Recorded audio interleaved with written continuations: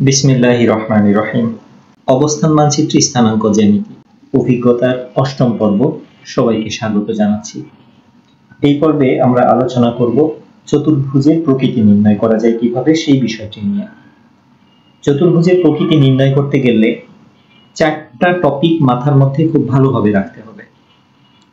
একটি হচ্ছে আয়ত, সামান্তরিক, বর্গক্ষেত্র এবং রম্বস। একটা চতুর্ভুজের বিপরীত বাহু যদি সমান হয় এবং দুটো কর্ণ সমান হয় তাহলে সেই চতুর্ভুজকে বলা হবে আয়ত। চতুর্ভুজের বিপরীত বাহু সমান এবং কর্ণ দুটো যদি অসমান হয় তাহলে তাকে বলা হবে সামান্তরিক। চতুর্ভুজের চারটা বাহুই সমান এবং কর্ণ দুটো যদি সমান হয় তাহলে তাকে বলা হবে বর্গ। এবং চতুর্ভুজের সবগুলো বাহু অর্থাৎ চারটা বাহু সমান এবং কর্ণ দুটো যদি অসমান হয় তাহলে ওই চতুর্ভুজকে বলা হবে রম্বস। এই চারটা বিষয় স্মরণে রেখে আসো আমরা এই গাণিতিক সমস্যাটি সমাধান করি।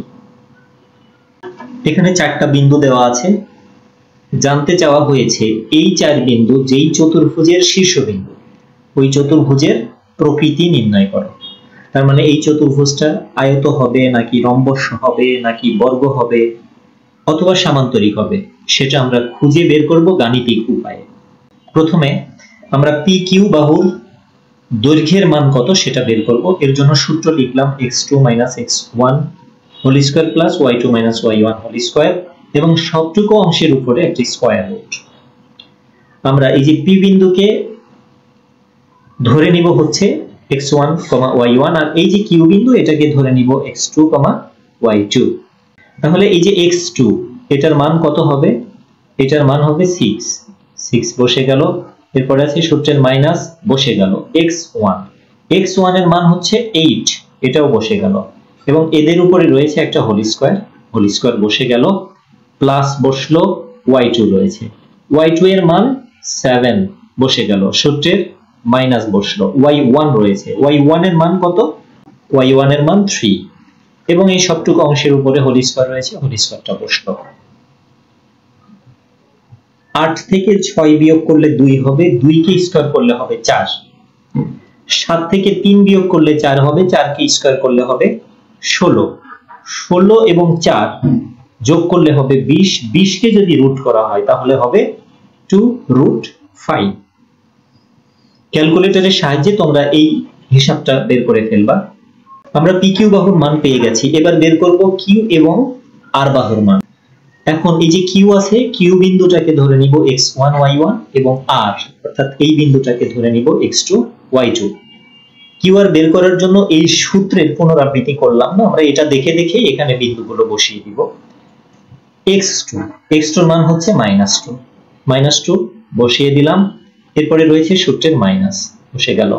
x1 মানে হচ্ছে x1 এর মান হলো 6 বসলো এবং সবটুকুর উপর আছে হোল স্কয়ার বসে দিল। এই প্লাস বসলো, রয়েছে y2 এর মান 3 সূত্রের মাইনাস y1 এর মান হলো 7 দেওয়ার পরে হোল স্কয়ার বসে গেল। ক্যালকুলেটরের সাহায্যে যদি এটাকে আমরা হিসাব করি তাহলে পাওয়া যাবে 4√5। QR এর পরে এবার আমরা বের করব হচ্ছে RS বাহু। RS বাহুর জন্য এই সূত্রটাই ব্যবহার করব। সূত্র পুনরাবৃত্তি না করে আর বিন্দুটাতে অর্থাৎ এই বিন্দুটাকে x1, y1 ধরলাম আর এই যে S বিন্দুকে ধরে নিলাম x2, y2। এখন এই সূত্র অনুযায়ী আমরা মান বসাবো। ফার্স্টে আছে x2 এর মান হলো 0 বসলো। তারপরে এই যে মাইনাস বসলো, x1 হচ্ছে -2 বসে গেল -2। টোটাল পাওয়ার আছে কত? স্কয়ার বসে গেল প্লাস y2 এর মান হলো -1 বসলো, রয়েছে মাইনাস সূত্রের বসে গেল, রয়েছে y1 এর মান 3 বসলো। টোটাল পাওয়ার আছে স্কয়ার বসে গেল।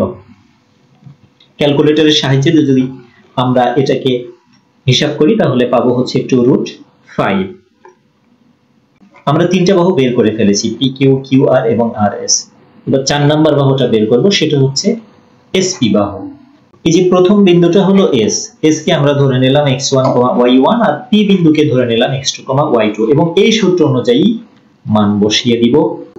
x2 এর মান হলো 8, এখানে 8 বসলো, এরপরে রয়েছে সূত্রের মাইনাস বসলো, রয়েছে x1 এর মান হলো 0, টোটাল পাওয়ার রয়েছে স্কয়ার বসে গেল, এরপরে রয়েছে প্লাস বসে গেল, রয়েছে y2 এর মান হলো 3 বসলো, রয়েছে সূত্রের মাইনাস, এরপরে রয়েছে y1 এর মান হচ্ছে -1 এবং টোটাল পাওয়ার রয়েছে হোল স্কয়ারটা বসলো। ক্যালকুলেটর দিয়ে যদি আমরা এটাকেও ক্যালকুলেশন করি তাহলে পাবো 4√5।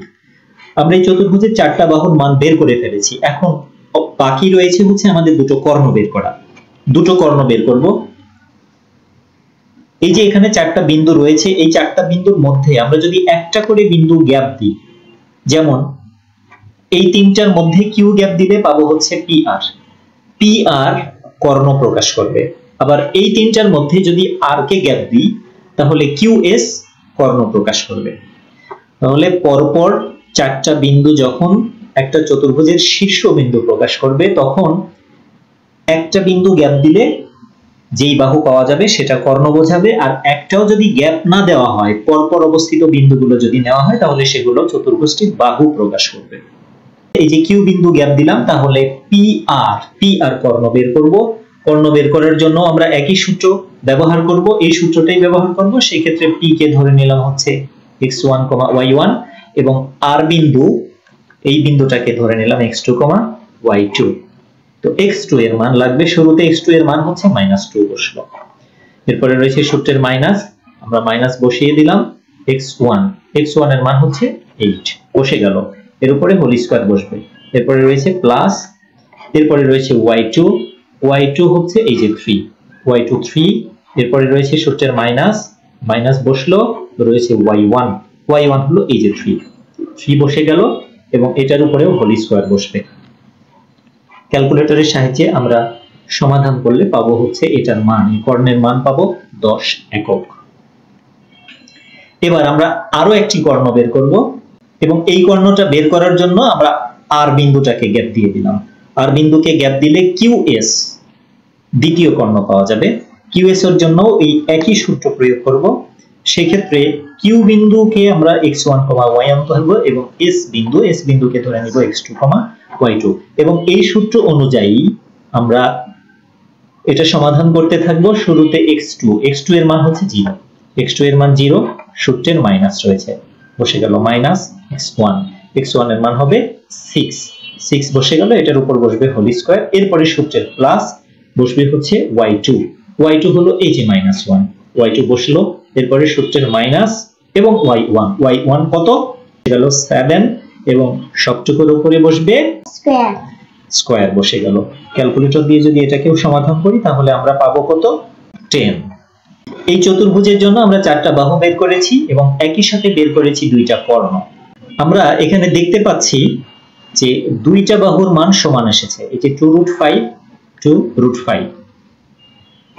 PQ এর মান RS এর মান সমান এসেছে, আবার এদিকে QR এবং SP এই দুটো বাহুর মান সমান এসেছে।